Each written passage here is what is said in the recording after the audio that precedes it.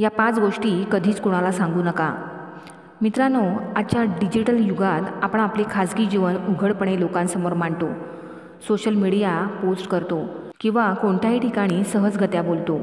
पण आपण कधी विचार केला आहे का की या सगळ्याच खाजगी गोष्टींची माहिती इतरांना सांगितल्यामुळे आपल्यावर काय परिणाम होऊ शकतो?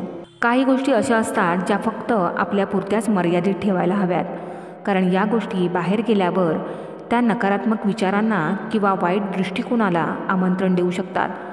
या सवयींमुळे कधीकधी आपल्याला हानी पोहोचू शकते. चला तर मग पाहूया अशा 5 गोष्टी ज्या कधीच कोणालाही सांगू नयेत. नंबर 1, घर घेण्याचे किंवा मोठे आर्थिक निर्णय. तुमचं नवीन घर घेण्याचा निर्णय किंवा इतर मोठे आर्थिक निर्णय इतरांना सांगणे हे अशा गोष्टीला जन्म देऊ शकते ज्या गोष्टी तुमच्यासाठी नकारात्मक ठरू शकतात. जेव्हा तुम्ही नवीन घर घेण्याबद्दल बोलता तेव्हा इतर व्यक्तींमध्ये तुम्हाला मागे टाकण्याची इच्छा उत्पन्न होऊ शकते. त्यासाठी तुमचं यश एक स्पर्धा बनू शकते. जेव्हा आपण कोणालाही आपल्या आर्थिक निर्णयांची माहिती देतो तेव्हा त्यांचे सल्ले तुमच्यावर अनावश्यक दबाव निर्माण करू शकतात. तुमच्या निर्णयांचा तुमच्यावर असलेला सकारात्मक प्रभाव त्यामुळे कमी होऊ शकतो. तुमच्या आर्थिक निर्णयांबद्दल, विशेषतः घर घेत असताना, अशा गोष्टी इतरांपासून दूर ठेवणे अधिक चांगलं आहे. नंबर 2, तुमची मुलं खूप हुशार आहेत. मुलांच्या यशाबद्दल कौतुक करणं आपल्याला आनंद देतं, पण इतरांना ते सतत सांगणं त्यांच्यावर दबाव आणू शकते. सतत तुमच्या मुलांच्या यशाबद्दल बोलल्याने इतर पालकांवर अनावश्यक दबाव येऊ शकतो. त्यांना स्वतःच्या मुलांच्या परफॉर्मन्सची चिंता लागून त्यांचं मानसिक आरोग्य धोक्यात येऊ शकतं. जर तुम्ही सतत आपल्या मुलांचं कौतुक इतरांसमोर करत राहिलात तर तुमच्या मुलांना वाईट नजर लागू शकते. तुमच्या मुलांच्या यशामुळे इतरांच्या मनात ईर्ष्या निर्माण होऊ शकते. मुलांचे यश आनंददायी गोष्ट असते, पण त्याबद्दल इतरांना सांगणे त्यांच्यासाठी फायद्याचं नसतं. नंबर 3, खरेदीच्या सवयी किंवा फॅशनचा खर्च. तुमच्या खरेदीच्या सवयी किंवा फॅशनमध्ये तुम्ही किती खर्च करत आहात हे इतरांना सांगणं तुमच्यावर आणि इतरांवर नकारात्मक परिणाम करू शकतं. इतर लोक तुमच्या खर्चावर लक्ष ठेवून राहतात आणि त्यांच्या स्वतःच्या परिस्थितीवरून तुमच्या खर्चाची तुलना करतात. तुमच्या खर्चाच्या सवयी चर्चा केल्याने इतर लोक तुमच्या निर्णयाबद्दल तिरस्कार करू शकतात. तुमच्या मागे गप्पा मारू लागतात, तुमची चेष्टा करू लागतात. त्यांना तुमचा खर्च योग्य वाटत नाही. ते तुमच्या अशा वागण्याबद्दल शंका घेऊ शकतात. नंबर 4, तुमचं व्यक्तिगत जीवन. तुमच्या वैयक्तिक आणि कौटुंबिक जीवनाची माहिती इतरांसोबत शेअर करणं ही एक मोठी चूक असू शकते. तुमच्या जीवनातील खाजगी बाबी इतरांसमोर सांगणं म्हणजे तुमचं प्रायव्हेट जीवन त्यांच्याकडे ओपन करणे. तुमचं व्यक्तिगत जीवन कदापि इतरांच्या समोर उघड करू नका.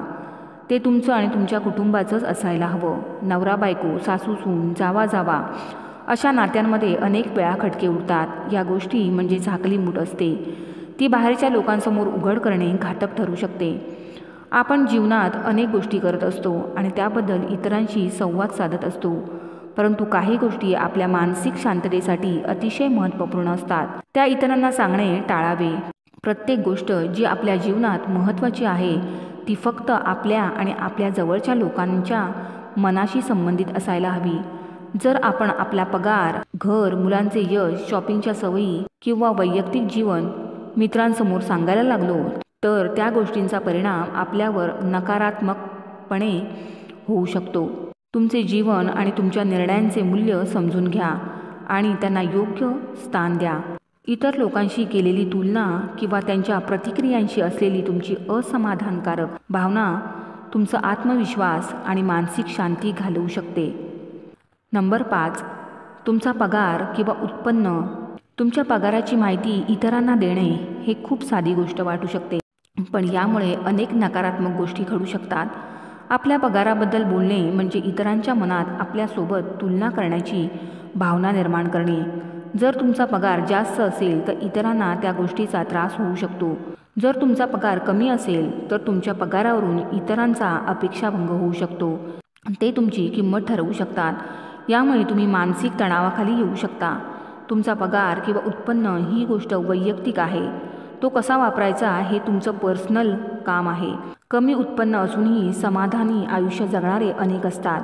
म्हणून जास्त असो किंवा कमी, आपले उत्पन्न इतरांना सांगण्याची आवश्यकता नाही. मित्रांनो, आपल्या जीवनात या 5 गोष्टी टाळल्याने तुमचं मानसिक स्वास्थ्य अधिक मजबूत होईल आणि तुम्ही एक सकारात्मक दृष्टिकोन आणि आत्मविश्वासाने जीवन जगू शकता. मित्रांनो, माझे हे विचार तुम्हाला आवडले असतील आणि पटलेही असतील तर नक्की लाईक करा, कमेंट बॉक्समध्ये मला नक्की सांगा. आणि अजूनपर्यंत तुम्ही माझ्या चॅनलला सबस्क्राईब केलं नसेल तर चॅनलला प्लीज सबस्क्राईब करा. तोपर्यंत थँक्यू फ्रेंड्स, थँक्यू युनिवर्स.